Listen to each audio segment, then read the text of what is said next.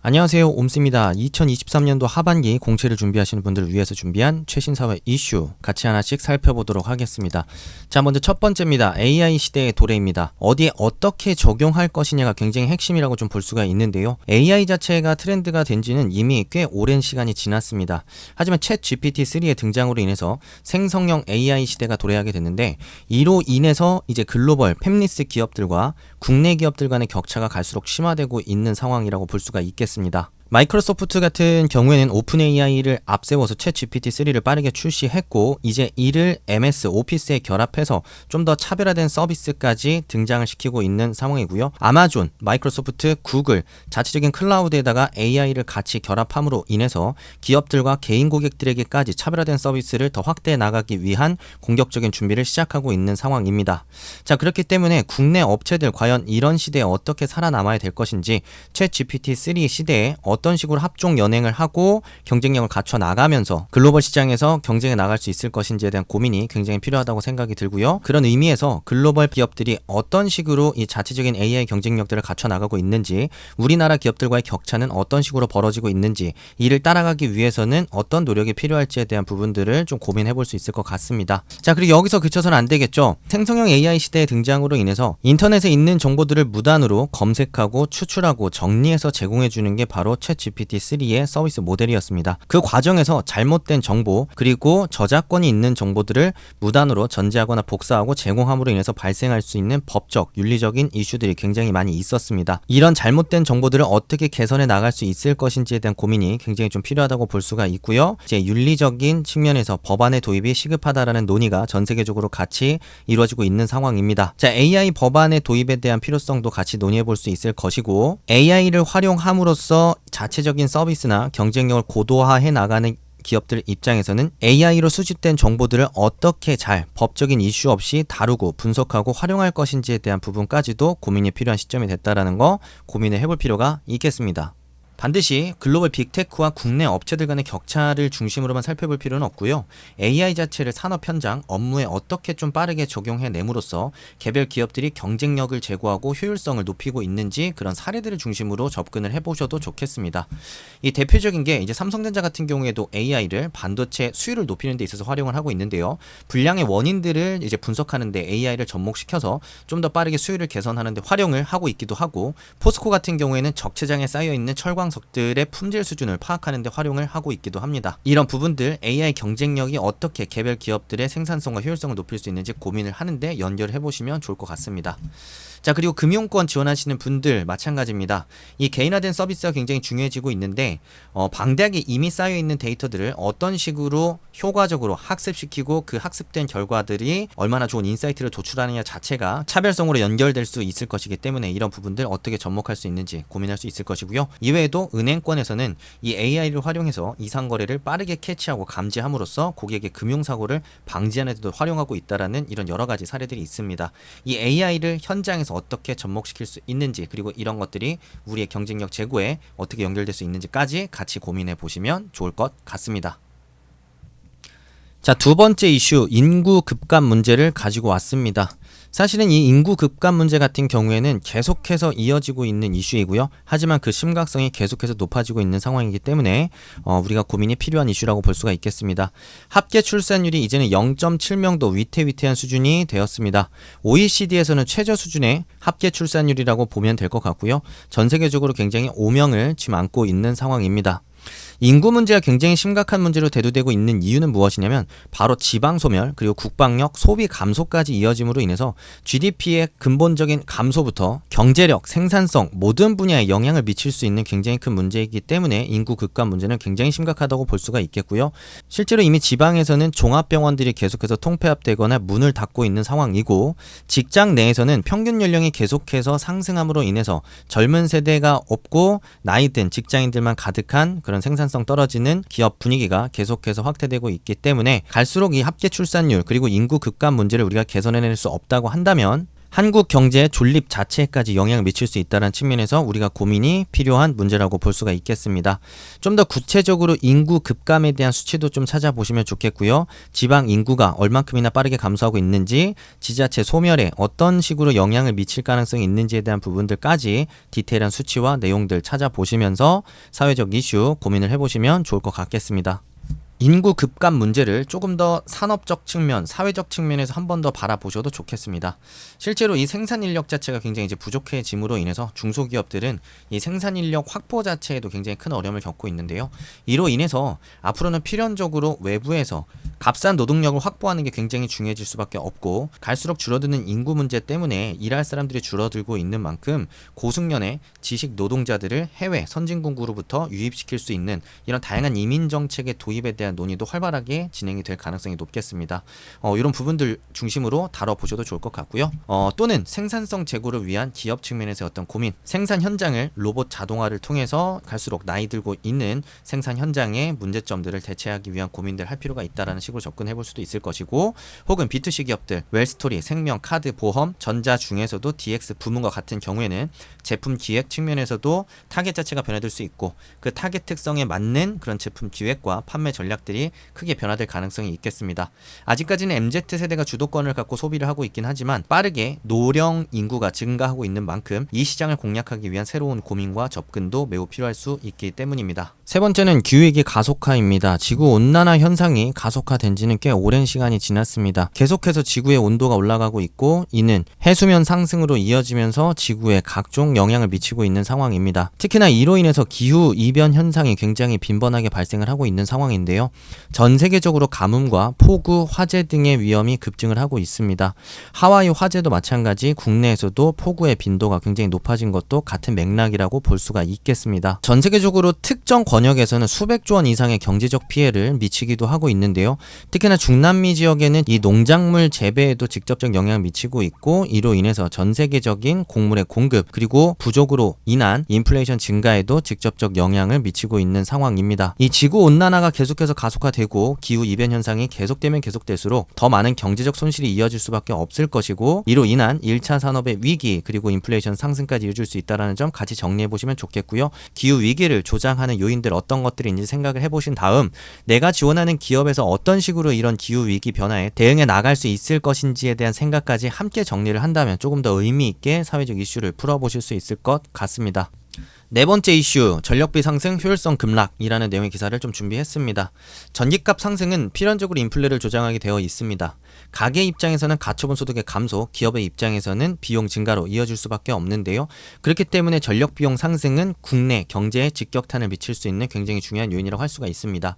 하지만 전 정부부터 추진되었던 과격한 에너지 믹스 전환으로 인해서 한국전력 같은 경우에는 작년도에 마이너스 30조 원의 영업 적자를 달성했고, 금년도에도 적자 폭이 줄어들기 힘들 것으로 전망이 되고 있는 상황입니다. 이 적자를 메우기 위해서는 필연적으로 전기 가격의 상승이 이어질 수밖에 없는 상황인데, 이는 결국에 가게와 기업의 부담으로 고스란히 이어질 수밖에 없을 것이라는 점, 입장에서는 수익성 악화로 연결될 수 있기 때문에 산업 측면에서 어떤 식으로 현재 이 전력비 상승에 고민을 하고 대응해 나가야 되는지에 대한 고민들을 같이 제시를 해볼 수가 있을 것 같습니다. 탄소 중립이라는 글로벌 트렌드, 그리고 신재생 에너지 사용량의 증가라는 그런 필연적인 트렌드에 맞춰서 어쩔 수 없이 가야 되는 방향은 맞긴 하겠지만, 정부 차원에서는 이 속도를 어떻게 조금 더 소프트하게 전환을 이뤄낼 수 있을 것인지에 대한 고민이 굉장히 필요하다고 볼 수가 있겠고요.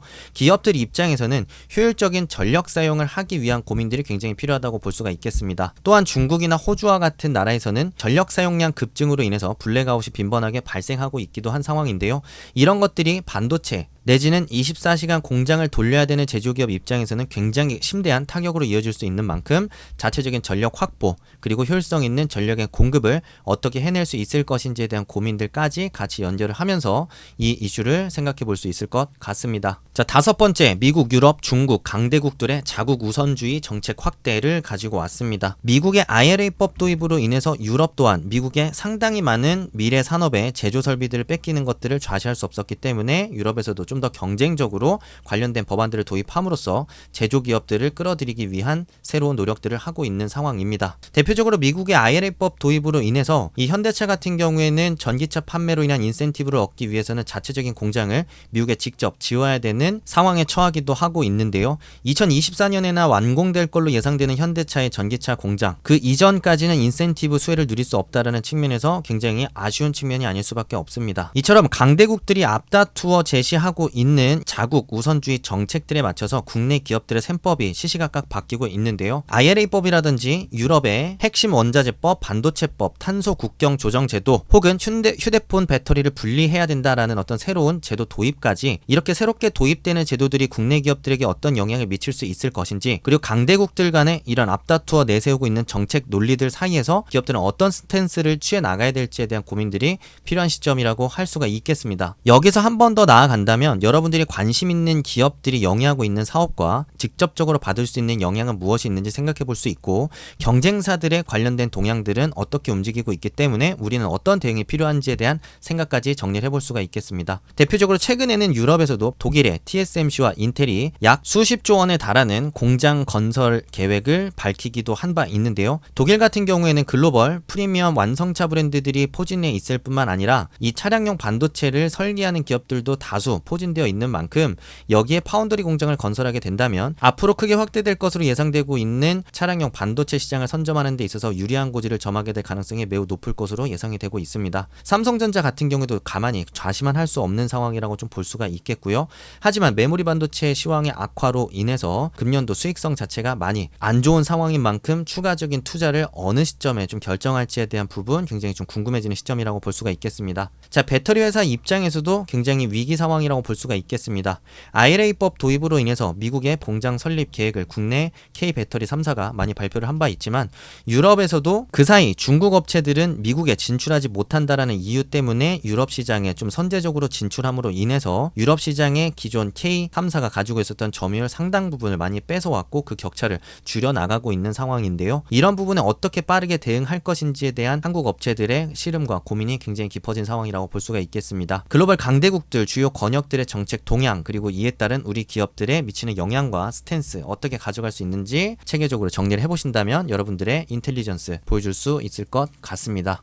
옴스잡스 채널에서는 별도의 멤버십을 운영하고 있습니다. 멤버십을 통해서는 다양한 기사의 제공부터 라이브 피드백까지 진행을 하고 있는데요. 필요하신 분들은 꼭 가입하셔서 도움을 받으시면 좋을 것 같습니다. 자, 6번째, 자원전쟁과 미래산업 경쟁이라고 제가 제목을 좀 붙여봤습니다. 4차 산업혁명 시대가 도래를 했고 지금 이제 전통적인 사업군은 사양길로 접어들고 있는 반면 반도체, 배터리, 새로운 미래산업들이 새롭게 주목을 받으면서 급성장을 하고 있는 상황입니다. 하지만 이런 미래산업을 육성하기 위해서는 반드시 핵심 원자재, 원재료를 도입하는 게 산업 육성과 직결되는 굉장히 중요한 부분이라고 할 수가 있습니다. 하지만 한국 같은 경우에는 핵심 자원들을 보유하고 있지 않은 경우가 대부분이기 때문에 해외로부터 핵심 원자재들을 도입해서 제품을 만드는 경우가 대부분이라고 볼 수가 있는데요. 이로 인해서 원자재를 직접적으로 생산하고 채굴할 수 있는 국가들에서 수출 제한 조치를 취하는 것들이 국내 기업들에게 굉장히 직접적인 영향을 미치고 있는 상황입니다. 심지어는 영향을 넘어서 위협까지도 이어질 수 있는 상황인데요. 최근 중국에서 갈륨 수출을 금지한 것 자체는 반도체 기업에 영향을 줄 수 있을 것으로 좀 보이고요. 특히나 이제 배터리에 들어가는 대표적인 원재료를 할 수 있는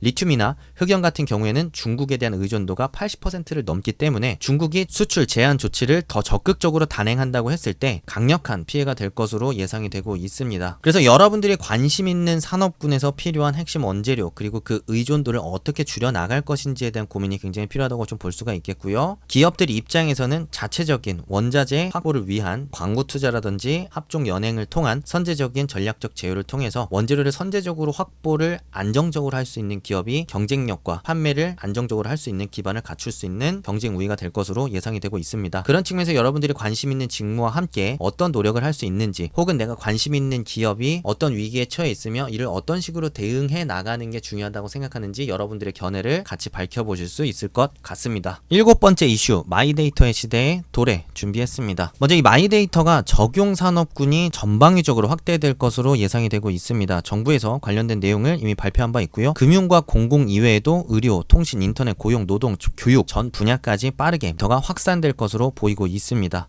자, 이게 의미하는 것은 바로 무엇이냐? 빅블러로 인해서 산업 간 경계가 빠르게 허물어질 가능성이 높다라는 점으로 좀 볼 수가 있을 거고요. 방심하는 업체는 도태될 가능성이 있겠지만 새로운 분야에서 새로운 기회가 도사린다고도 반대로 좀 볼 수가 있겠습니다. 그렇기 때문에 얼만큼 데이터 수집, 분석, AI 경쟁력을 갖출 수 있느냐 자체가 이런 빅블러 시대에 새로운 시장을 여는 데 있어서 중요한 경쟁 요인이 될 것으로 좀 전망이 되고 있고요. 이에 따라서 기업들 간의 고도화된 AI 모델을 자체적으로 만들고 활용하기 위한 고민들이 깊어질 것으로 보이고 있습니다. 자, 이 마이데이터 시대의 도래라는 이슈를 좀 볼 때 있어서 관심 있는 금융산업 혹은 관심 있는 소비재 기업에서 어떤 새로운 경쟁자를 맞이하게 될 가능성이 높은지, 그리고 우리가 가지고 있는 기존의 데이터와 새로운 마이데이터 시대를 통해 새롭게 확보할 수 있는 데이터를 결합한다면 어떤 새로운 뉴 비즈니스를 우리가 공략할 수 있다고 생각하는지에 대한 포인트를 명확하게 날을 세워서 접근해 볼 필요가 있고요.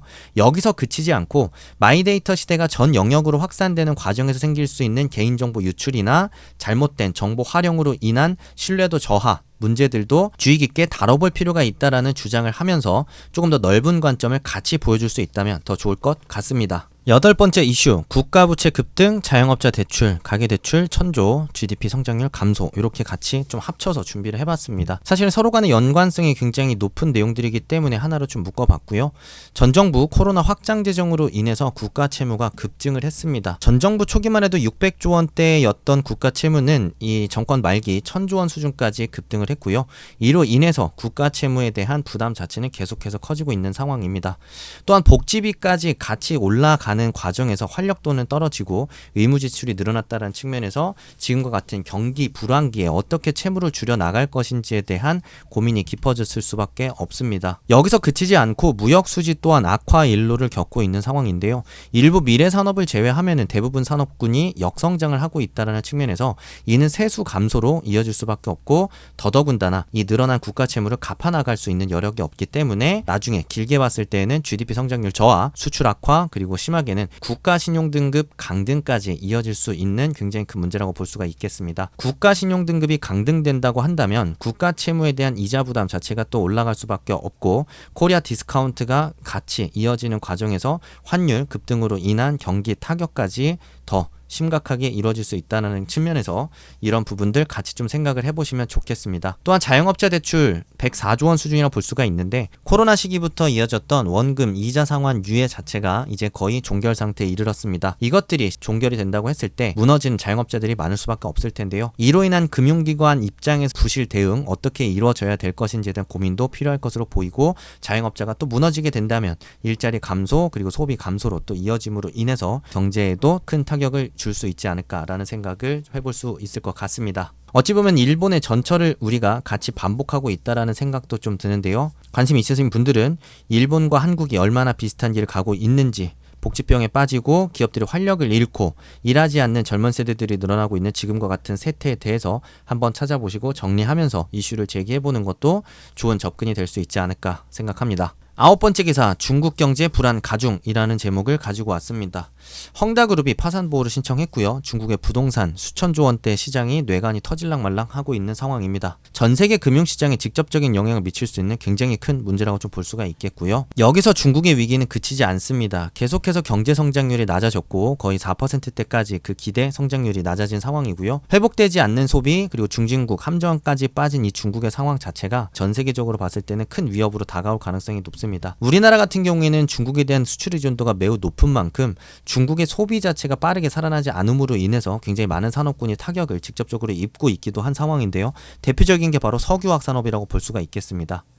이 하반기쯤이 되면은 중국의 소비가 살아나면서 석유화학 산업도 다시 한번 화랑을 띠지 않을까라는 기대를 갖고 있었는데, 중국의 소비 자체 그리고 경제 회복 자체가 제대로 이루어지지 않음으로 인해서 이에 대한 기대가 모두 냉각된 상황이라고 볼 수 있겠습니다. 자, 이런 상황 때문에 대중 수출은 감소를 하게 되었고, 이로 인해서 무역 수지가 계속해서 악화되는 상황이 이어지고 있습니다. 이는 GDP 감소뿐만 아니라 기업들 입장에서는 매출 그리고 영업이익의 감소까지 이어질 수밖에 없는 굉장히 큰 문제라고 볼 수가 있겠습니다. 물론 이렇게 단순하게 중국이 불안하다라고만 보면 안 되겠죠. 이렇게 중국에 대한 의존도가 높은 우리나라 입장에서 중국 경제가 흔들리는 사이에 어떤 식으로 해당 위기를 돌파해 나가야 될지에 대한 고민들 해볼 필요가 있겠고요.